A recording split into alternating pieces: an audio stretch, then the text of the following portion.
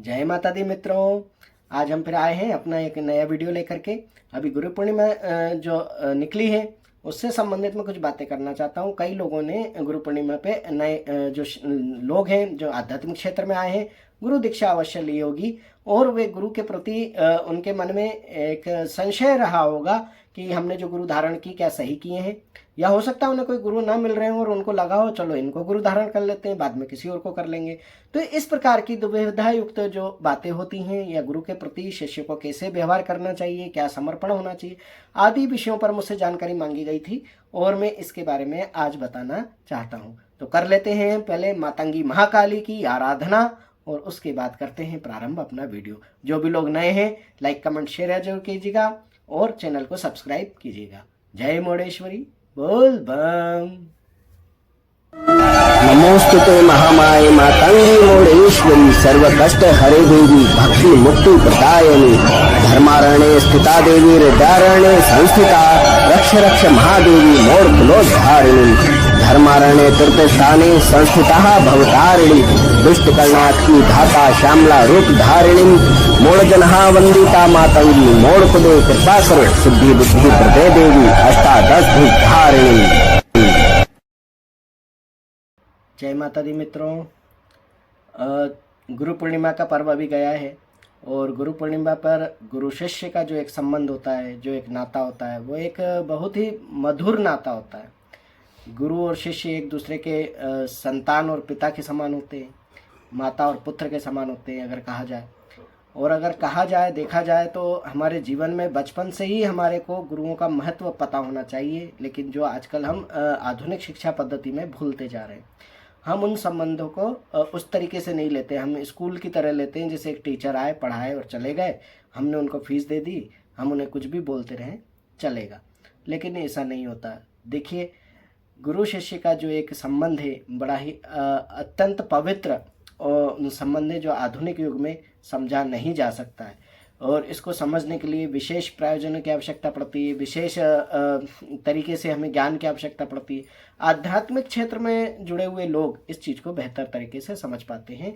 जो अभी शुरुआती दौर में है, आध्यात्मिक क्षेत्र में जाना शुरू कर रहे हैं, उसमें जाना चाह रहे हैं, तो उनके अंदर यह चीज़ की कमी है। उनको इस वास्तविकता का पता नहीं होता कि गुरु और शिष्य का संबंध क्या होता है और कैसा होता है।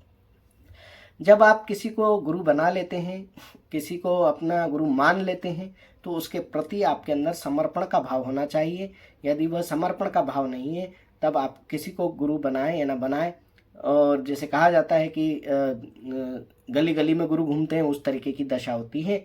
आप उसी प्रकार से अपने आप को पाते हैं और अपने गुरुओं को पाते हैं। तो आपको ऐसा नहीं करना है। आपको गुरु के अंदर जैसा कहा जाता है गुरुर् ब्रह्मा गुरुर् विष्णु गुरुदेवो महेश्वर, तो हमें परमात्मा की कल्पना गुरु के अंदर करना चाहिए। जिस प्रकार जन्म देने वाली माँ हमारी प्रथम गुरु होती है, बाकी सारे गुरु बाद में आते हैं, चाहे वे स्वयं परमात्मा ही क्यों ना हो, क्योंकि जन्म देने वाली माँ है जिसने कष्ट सहा है, जिसने हमको पैदा किया है। हम उसके प्रति किस प्रकार से समर्पित होते हैं, और उस माता के कहने पर ही कि यह व्यक्ति तुम्हारा पिता है, हम उसके ऊपर अटूट विश्वास करके उसे ही अपना पिता मानते हैं और सारी जिंदगी हम उसके ऊपर उसके बताए मार्ग पर चलते हैं। हम अपना जीवन बाहर किस तरीके से गुजारना है पिता से सीखते हैं, और पारिवारिक रिश्ते नाते किस तरीके से चलाना है हम ये सब माता से सीखते हैं। तो प्रथम ज्ञान हमें जो मिलता है, ककरहा बोलना, सीखना, पढ़ना, ये सब माता और पिता से मिलता है। बस यही स्थान हमारे जीवन में गुरु का होता है। गुरु किसी भी क्षेत्र का हो सकता है, चाहे आप आधुनिक शिक्षा की बात करें, चाहे आप घर के बाहर निकलें और आपको किसी से रास्ता पूछना हो, तो ये भी एक मार्गदर्शन है। मार्ग का दर्शन कराने वाला ही गुरु है। तो ये तो आध्यात्मिक क्षेत्र की जब बात आती है तो ये जो एक बहुत बड़ा ना गहरा समुद्र है, एक ऐसा समुद्र है जिसके अंदर कोई बिना संसाधनों के अगर उतर रहा है और बिना जानकारी के उतर रहा है तो उसमें डूबना ही डूबना तय है, उसका बाहर आना ही नामुमकिन है। ऐसे में एक गुरु के मार्गदर्शन में ही आप सब कुछ कर पाते हैं, भव सागर से पार हो पाते हैं। तो बात हो रही थी कि गुरु के प्रति हमें समर्पित होना चाहिए। गुरु के करने को हमें नहीं देखना चाहिए, गुरु के कहने को हमें देखना चाहिए। क्योंकि कोई भी गुरु, देखिए, हर व्यक्ति यहीं पैदा हुए हैं, यहीं बड़े हुए हैं, यहीं कोई किसी का शिष्य रहा है, तब जाकर के वो गुरु के पद पर आया है। तो स्वाभाविक है कि उनमें कुछ कमियां हो सकती हैं। इसलिए स्वाभाविक तौर पर उन कमियों के साथ उनकी कुछ शैली हो सकती है, उनके कुछ करने की आदतें हो सकती हैं, उनका जीवन यापन का कुछ तरीका हो सकता है, वो हो सकता है त्रुटि युक्त हो। क्योंकि अगर कोई भी बिना त्रुटि के व्यक्ति हो तो वह स्वयं ईश्वर ना हो जाए, वो व्यक्ति क्यों कहलाए, वो मनुष्य क्यों कहलाए। तो उस गुरु में कुछ कमियां हो सकती हैं, लेकिन जब वो कुछ कहते हैं तो शास्त्र सम्मत कहते हैं, अपने कई गुरुओं के अनुभव से, अपने जीवन के अनुभव से कहते हैं। कोई भी व्यक्ति कुछ कर पाए या ना कर पाए, लेकिन वो अपने अनुभव से कहता बिल्कुल सही है। और हमें उनके इसीलिए कहा जाता है कि कहने पर विश्वास करना चाहिए, उनकी कही हुई बातों का सम्मान करना चाहिए, आदर करना चाहिए और कही हुई बातों के अनुसार उनका अनुसरण करना चाहिए। तो गुरु क्या कहते हैं? गुरु कहते हैं कि तुम मेरे प्रति समर्पित रहो, मैं तुम्हारा मार्ग प्रशस्त करूंगा, तुम्हारा कल्याण करूंगा अथवा करूंगी। तो जो भी आपके गुरु हैं आप उनके प्रति समर्पित रहिए। सबसे प्रथम बात तो यह है। दूसरी बात ये आती है कि जब हम अपने गुरु पे विश्वास नहीं करते, हम कहीं जुड़ जाते हैं, किसी को अपना गुरु बना लेते हैं। हम ये देखते हैं कि भाई इसके यहाँ बहुत चमत्कार हो रहे हैं, भीड़ लग रही है, तारीफें हो रही है, हम उसको अपना गुरु बना लेते हैं। लेकिन जब हम स्वयं वहाँ उपस्थित होते हैं तो कुछ हमारे प्रारब्ध होते हैं और कुछ उस जगह का माहौल होता है जो हमें अब पता चलता है एक एक करके कि नहीं, ये सब चीज़ें तो कम थी, ये ज़्यादा थी, या मैं जो सोच के जुड़ा था या जुड़ी थी वह चीज़ें मुझे यहाँ प्राप्त नहीं हो रही है। तो यह आपके मन की शंका है, आपके मन का जो है भेद है, आपके अंदर ज्ञान की कमी है। क्योंकि कोई भी गुरु शिष्य को जब अपनाता है तो वह यही सोचता है कि मुझे अपने शिष्य को ज्ञान देना है, मुझे अपने शिष्य को समझाना है, अपने शिष्य को सिखाना है। कहाँ वो त्रुटियां कर रहा है, उस त्रुटियों को न्यूनतम से न्यूनतम करते हुए शून्य तक मुझे पहुंचाना है और उसका जग में नाम हो। क्योंकि जब शिष्य का नाम होता है तो स्वाभाविक है गुरु का भी नाम होता है।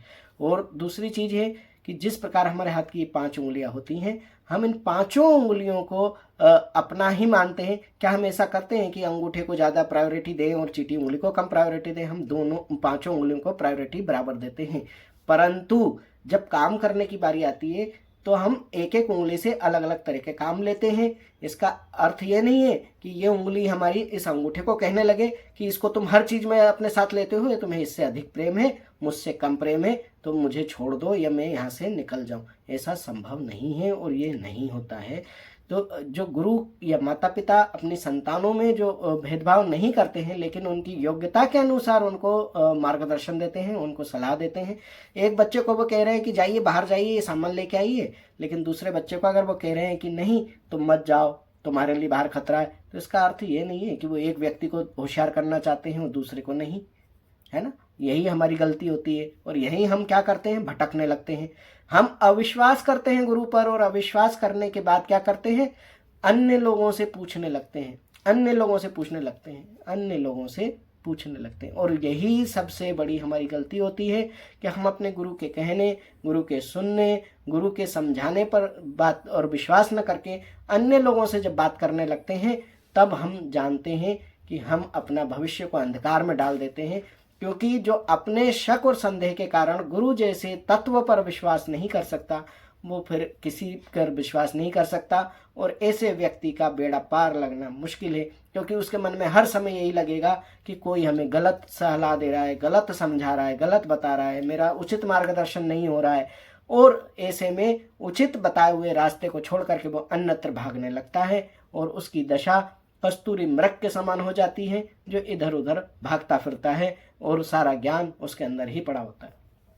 देखिए होता क्या है, हर व्यक्ति के अंदर ज्ञान है। गुरु अगर वो ना भी बनाए ना, तब भी वो आध्यात्मिक क्षेत्र में अपनी भक्ति, अपनी तपस्या, अपने त्याग के बल पर, अपने संस्कारों के बल पर, अपने स्वाध्याय के बल पर ही बहुत आगे जा सकता है। और कई लोग गए हैं। परंतु देहधारी गुरु की हमें कलयुग में इसलिए आवश्यकता पड़ती है कि जब हमारे मन में दुविधा आए कि यह मार्ग उचित है या वह मार्ग उचित है, पहले मुझे यह साधना करनी चाहिए या वह साधना करनी चाहिए, या मुझे प्रथम क्या करना चाहिए, यह सब बताने के लिए ही देहधारी गुरु होते हैं।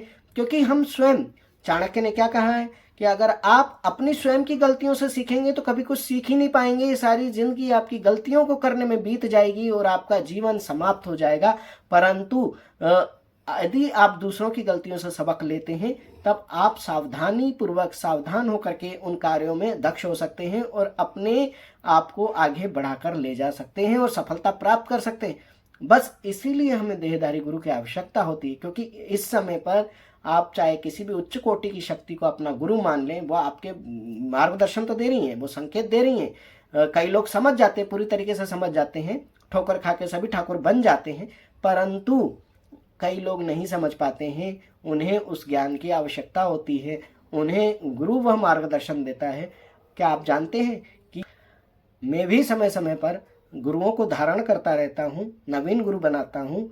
पुराने तो मेरे साथ हैं ही, मेरे हृदय में है उनका निवास स्थान, और मेरा सिर, मेरा मस्तक उनके चरणों में है। परंतु नवीन गुरु धारण करने के साथ हमें कुछ और नया सीखने को भी मिलता है और नई जानकारियाँ मिलती हैं। अलग अलग क्षेत्र का अलग अलग प्रचलन हमें सीखने को मिलता है, अलग अलग ज्ञान मिलता है।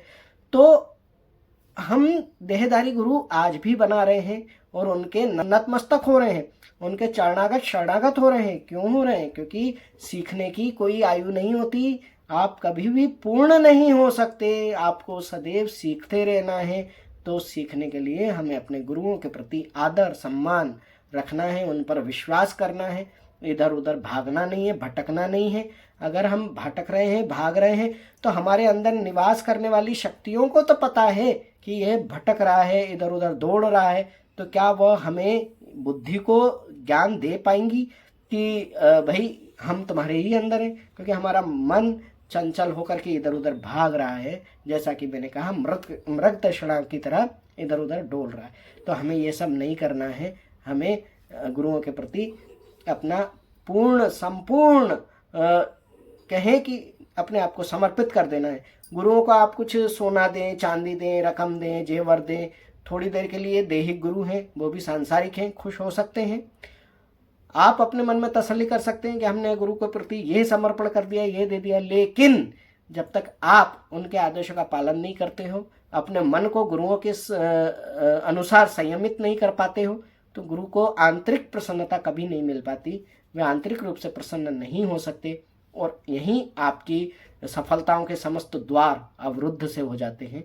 और यहीं आपकी जो शक्तियां हैं वो भी जो प्रबलतम उच्चतम शिखर पर जाने को होती हैं, वे वहीं रुक जाती हैं, वहीं ठहर जाती हैं और गुरु आदेश का इंतजार करती हैं। तो आप अपने आप को संयमित रखिए, गुरु चरणों में, गुरु सेवा में लगाए रखिए। देखिए, सभी को उतावली होती है, चिंता होती है, उनको लगता है कि कब हम मंजिल पर चढ़ जाएंगे, लेकिन आप कितना भी मंजिल की ओर देखें, उतावली करें, लेकिन चढ़ना आपको पग पग ही है।